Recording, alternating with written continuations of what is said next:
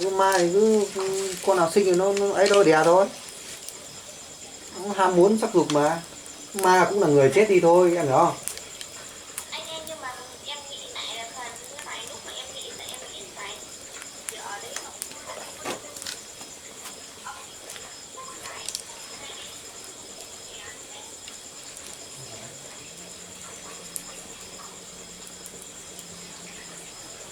Anh lên tầng 5 anh làm suốt. Nhưng mà anh bị đeo là chưa? Chưa. Thì anh không thấu sai à? Anh duy nhất bị đè là ở chỗ nhà bà Thảo. Nào hồi đấy bị. Anh thấu sai rồi, anh thấu sai, anh thấu sai, anh thấu sai. Cháu trai mà bị đè.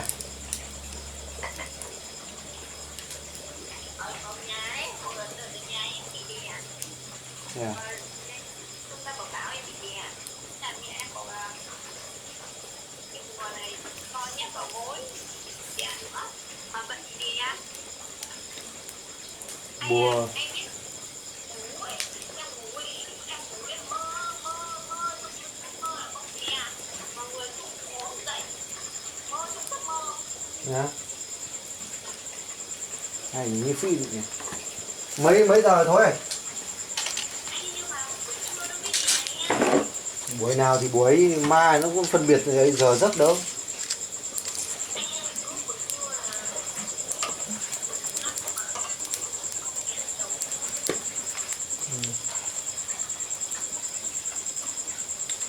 Con Linh cũng hay bị đè nhiều lắm nhỉ. Ừ. Con Linh em thấy có sinh đâu mà nó bị đè. Sinh á. Ma nó phân biệt người sinh người xấu nó do nó anh biết rồi đâu.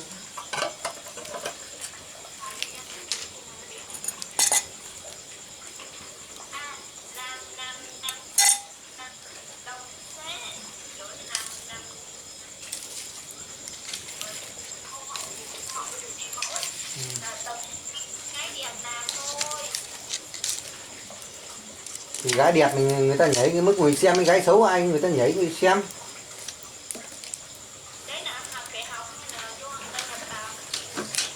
Nhảy có cái gì đâu mà học đơn giản không.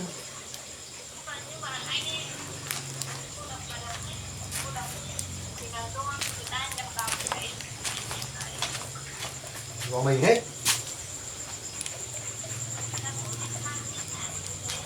Thôi.